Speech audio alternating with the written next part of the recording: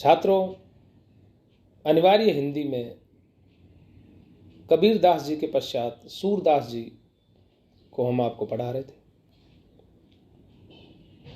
सूरदास जी के जीवन के बारे में हमने आपको बताया, उनकी भक्ति भावना, उनकी भाषा, उनका कला पक्ष, उनका भाव पक्ष, कृतित्व व्यक्तित्व के बारे में हमने आपको बताया। उसे आपने अच्छे से देख लिया होगा, सुन लिया होगा और याद कर लिया होगा। इसके पश्चात हम आपको उनके जो आपके काव्य संचयन में जो संकलित कविता है, उनके जो पद हैं जो सूर सागर से लिए गए हैं, उनकी व्याख्या हम आपके सामने प्रस्तुत करते हैं। उनका पहला पद जो आपके यहाँ संकलित है, वो बालक श्री कृष्ण को माँ जसोदा पालने में झुला रही है। क्योंकि वात्सल्य वर्णन का तो विश्व साहित्य में ही इनका कोई सानी नहीं रहा है। वात्सल्य का तो जैसे ये आचार्य रामचंद्र शुक्ल ने कहा है ना कि वात्सल्य में तो ये जैसे कोना कोना झांका है। बाल चेष्टाएं, बाल क्रीड़ाएं, बाल सुलभ जो चेष्टाएं होती हैं, वो सब इनकी मन की आंखों ने ऐसा देखा है कि उसका कोई पहलू अछूता ही नहीं रहा। इनका जब बाल्य चित्रण देखते हैं, वात्सल्य चित्रण देखते हैं श्री कृष्ण के बारे में, तो संदेह होने लगता है पूरी दुनिया को कि अंधी आंखों से ये सब इन्होंने कैसे देख लिया। लेकिन सूरदास जी तो दिव्य पुरुष थे, तो उनकी दिव्य आंखों ने ये सब देखा। वो तो स्वयं एक महान आत्मा थे। जसोदा हरि पालने झुलावे, जसोदा हरि पालने झुलावे, हलरावे दुलराई मल्हावे, जोई सोई कछु गावे। श्री कृष्ण को पालने में झुला रही है जसोदा माँ, और जब झोटे दे रही है तो बड़े प्यार से उन्हें देख रही है। कभी उनके सर पर हाथ फेरती है, दुलार करती है उनका।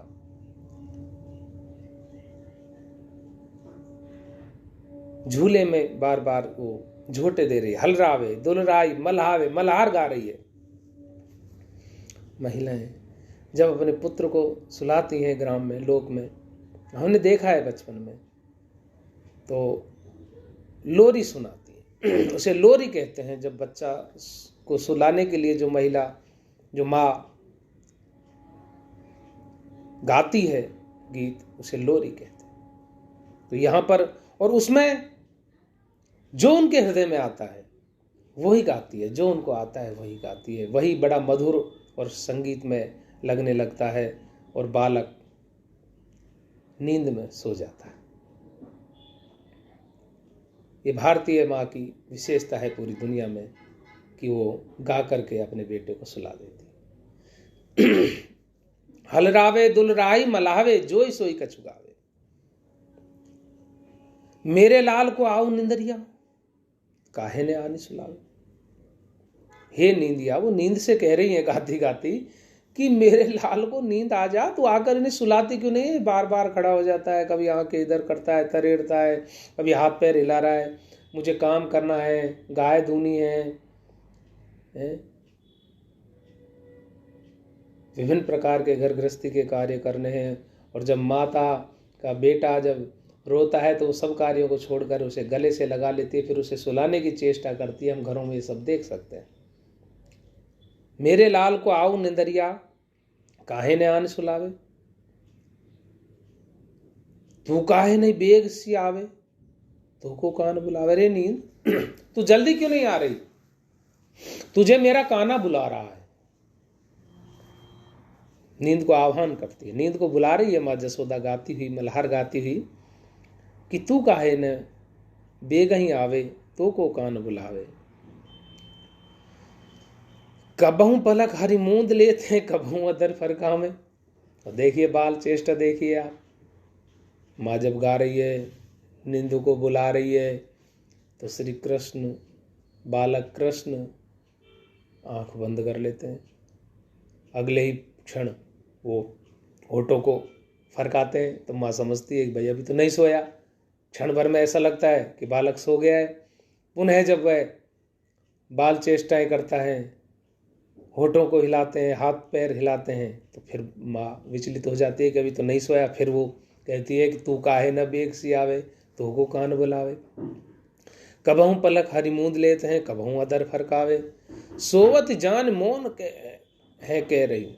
और अब जब देख लिया कि बालक की आंखें लग गई है, कृष्ण सो गए हैं, तो माँ देखिए किस प्रकार से आपने देखा होगा घरों में कि माँ उल्टे पैर बड़े हाथों को साधते हुए कि हाथ की भी आवाज ना जाए, सांस की भी आवाज ना जाए, गाना तो बहुत दूर है, मौन हो गई हैं, और हाथ पैरों को बिल्कुल सुन्न की तरह करते हुए पीछे को हटती हुई निकल जाती हैं कि बालक को कहीं कोई हरकत से निंद्रा भंग न हो जाए, तंद्रा भंग न हो जाए, बालक जाग नहीं जाए, वह सोता रहे।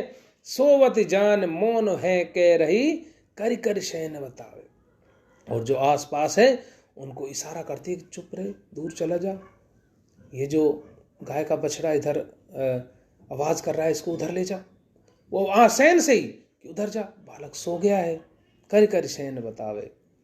ई अंतर उकलाए उठे हरी। देखिए आप बाल लीलाएं देखिए, माँ समझ रही है सो गया है बालक, स्वयं अपने हाथ पैरों की सांस तक की आवाज नहीं जाने दे रही कि बालक की निंद्रा भंग न हो जाए। और उधर जो आसपास भी जो चेष्टाएं हो रही है ना, जो अन्य वहां पर जैसे बलदाऊ होंगे, अन्य सखियां होंगी, बाबा होंगे, तो उनको कर कर शयन बतावे, उन्हें कह रही है कि चुप रहो, दूर जाओ, यहाँ से इन चीज़ों को हटा लो, बालक सो गया है। लेकिन यही अंतर, ये चेष्टाएं चली रही है इसी बीच में, इसी दौर में उकुलाई उठे हरि, अकुला गए, हाथ पैर हिलाने लगे, आंखों को मीड़ने लगे, अदर फरकावे, जसमत मधुरेगा। फिर मधुर मधुर गाने लग गई जसोदा माँ, फिर सुलाऊं इसको। जो सुख सूर मरन मुनि दुर्लभ, सो सुख नंद भामिनी पावे। सूरदास जी कहते हैं कि जो सुख मुनि और देवताओं को भी दुर्लभ है, जो सुख सूर्य अमर मुनि दुर्लभ, सो सुख नंद भामिनी पावे। वो सुख नंद की पत्नी, नंद की घरनी यानी कि जसोदा माँ, वो सुख पा रही है। फिर गाने लग जाती है बैठ करके, उसी में फिर पूरा दिन उनका निकल जाता है। तो देखिए आप किस प्रकार से सूरदास जी रम जाते हैं बाल लीलाओं का चित्रण करते हुए। उनकी भक्ति भावना का आप देखिए कि उन्होंने किस प्रकार से माँ की चेष्टा है कि वह गाती है, फिर बालक सो गया है, चुपचाप मौन होकर के जा रही है, सबको इशारों से बता रही है कि इधर मत आना, लेकिन यही अंतर उकलाए उठे हरि, फिर गाने लग जाती है। तो सूरदास जी कहते हैं कि ये भी मातृत्व का एक बहुत बड़ा सुख होता है। माताओं का ये बहुत बड़ा सुख होता है बच्चे के प्रति, यही। इसीलिए भारतीय माता हमारे पूरे संसार में अलग पहचान बनाई हुई है। माँ हमारी प्रथम गुरु होती है। माँ हमारी पूरे जीवन की, हमारी गृहस्थी जो हमारे पिता के द्वारा बनाई गई है घर में, हमारे दादाओं के द्वारा, उसकी सबसे बड़ी संचालिका, घर की जिसे कहते हैं ना जड़ नींव, अगर घर कहीं टिका होता है तो वो माँ पर ही टिका होता है। जो सुख सूर्य अमर मुनि दुर्लभ, सो सुख नंद भामिनी पावे। जसुमति मन अभिलाष करे। अगला पद देखिए आप, कब मेरे लाल घुटरू बन रहेंगे, कब घरनी पग द्वैक धरे। अब माँ, वो जो बच्चा है जो अभी पलने में झूल रहा है, गा रही है, तो मन ही मन अभिलाष करेंगे कि ये मेरा बेटा थोड़ा और बड़ा होगा, घुटरों कब चलेगा, ये कब धरती पर पैर धर के रखेगा डगमगाता हुआ, कब ये मेरा बेटा, कहने पाँव ले लिए बच्चे ने, कब ये बड़ा होगा, कब अपने सुंदर पैरों को धरती पर रख करके और चलेगा डगमगाता हुआ, कब घुटनों चलेगा। इस प्रकार की माँ अभिलाषा कर रही है, जो कि सभी माएँ करती हैं। ये अभिलाषा, वही अभिलाषा माँ जसोदा कर रही है मनी मन में। और ये बात सूरदास जी जान रहे हैं। ये कह रहे हैं कि जसोमती मन अभिलाष करे, कब मेरे लाल घुटरवन रहेंगे, कि मेरे लाल कब घुटरन चलेंगे, कब धरती पग देख धरे और अपने पैर सुकोमल पग को कब धरती पर रखेंगे, कब दे दांत दूध के। देखो कहते हैं ना, दूध के दांत आ गए, वो 2 आते हैं शुरू में कि वो 2 दांत दूध के जो सामने निकलते हैं, वो कब आएंगे इनके, और कब ये तोतले मुख से बोलेंगे मम्मा दूध पीऊंगा। देखिए माँ किस प्रकार से अभिलाषा करती है, और वो माँ जसोदा करती ही है। लेकिन हमारे भारतीय समाज में समस्त माताएं यही अभिलाष करती हैं। उनको बेटे से प्रिय कोई नहीं होता है, सर्वस्व अर्पण कर देती हैं अपने बेटे के लिए। माँ से बड़ा कौन होगा संसार में, माँ से बड़ा कोई भगवान ही नहीं। भगवान है, हमारी जन्मदात्री है, पालनहार है। अरे हम छोटे छोटे बच्चे जब होते हैं तो माँ की गोद में पेशाब कर देते हैं, मलमूत्र का त्याग करते हैं, उसे वो मलमूत्र ही नहीं लगता माता को। बताइए आप, उसके वस्त्रों पर पड़ा हुआ है, उसके हाथों में लगा हुआ है, और उसको सहज वो हंसते हंसते बड़े प्यार से लल्ला ने सूसू कर दी। देखिए आप। और जब 1-2 दिन नहीं करता है ना, तो उसे चिंता होती है कि कहीं पेट खराब तो नहीं है बेटे का, तो उसे सुख मिलता है इसमें भी। इससे बढ़कर कौन होगा इस दुनिया में, माँ से बढ़कर कौन होगा, बताइए आप। कब दे दांत दूध के देखो, कब है तोतरे मुख बचन झरे, कब ये तोतले वचन बोले। सर्दियों की रात होती है, माँ के पास बेटा सो रहा है, बेटी सो रही है, मलमूत्र का त्याग कर देती है। गांव में आज तो सुख सुविधाएं हैं नाना प्रकार की, पर वही गूदड़ी होती थी, वो फटे वस्त्रों को सीसा करके एक गूदड़ी बना दी जाती थी, उस पर सो रहे हैं। वो गीला हो गया, दूसरा नहीं है, रात को कहाँ जाए माँ, तो बेटे को जहाँ वो स्वयं सो रही थी, जहाँ गर्माहट थी, वहाँ सुलाकर उस गीले में सो जाती है। क्या कहानी कहेंगे हम माँ की, क्या उपकार याद करें उनको, क्या कोई बदला दे सकता है। धरती और माँ, जैसे धरती है ना, ये भी माँ है। हमारे मलमूत्र, हम जैसे जो अच्छा बुरा करते रहते हैं, बुराइयाँ खूब हैं, उनका भी भार सहन करती है, वैसे ही माँ है, वो भी पृथ्वी माई है। पृथ्वी की तरह उसकी सहन शक्ति का कोई मुकाबला नहीं। बेटे के लिए तो इस संसार में मैं तो ये समझता हूँ कि कोई भगवान को देखने की, पूजने की, तीर्थ व्रत उपवास करने की जरूरत नहीं है। माँ की भक्ति करें, माँ की आज्ञा का पालन करें, माँ की सेवा करें, इससे बढ़कर के कोई धर्म नहीं है। और जिसने ये धर्म अपना लिया, मैं समझता हूँ कि उसको जीवन में कभी कोई निराशा नहीं मिलेगी, कभी अभाव नहीं रहेगा, कभी भी उसे कमी नहीं आएगी।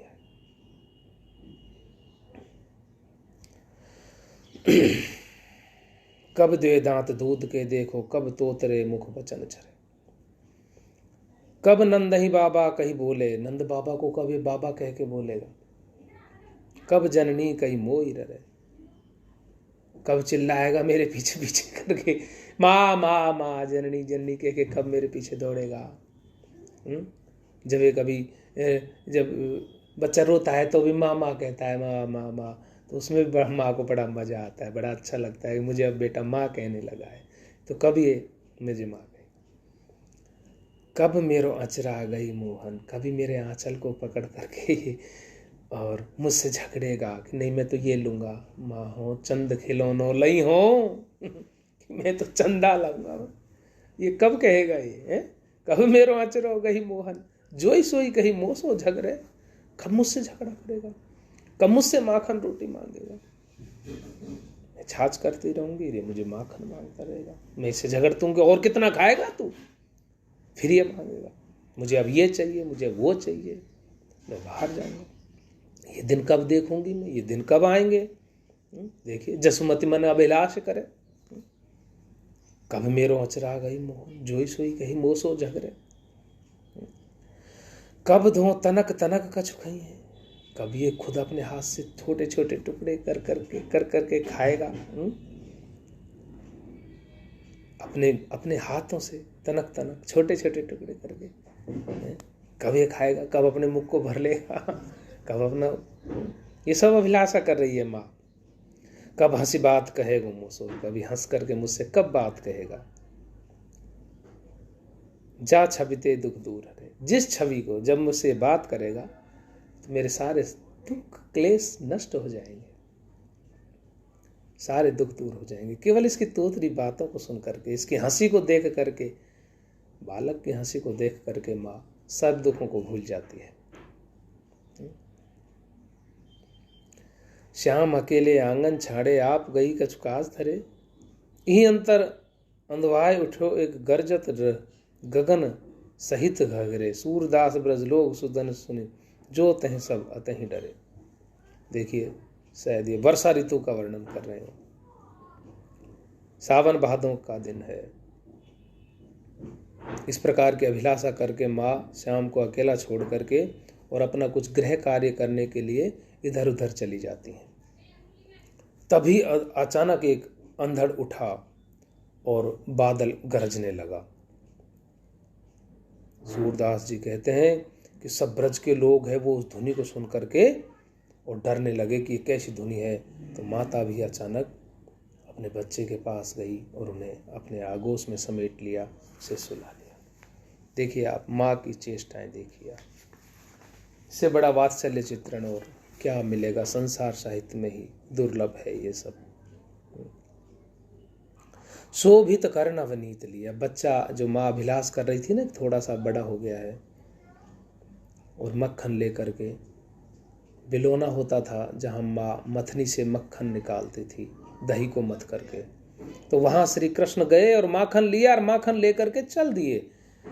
उसको खा रहे हैं, कुछ गालों पे लग रहा है, कुछ होठों पे लग रहा है, मुंह में, कुछ हाथ में है और घुटरुन चल रहे हैं। तो वो छवि, वो शोभा देखिए सूरदास जी कैसा चित्रण करते हैं श्री कृष्ण का। बहुत ही उत्कृष्ट कोटि का यह पद है, आप इसे सुनिए। इसमें बाल्य चित्रण, बाल्य चेष्टाएं, वात्सल्य चित्रण इससे मधुर और कहीं आपको नहीं मिलेगा।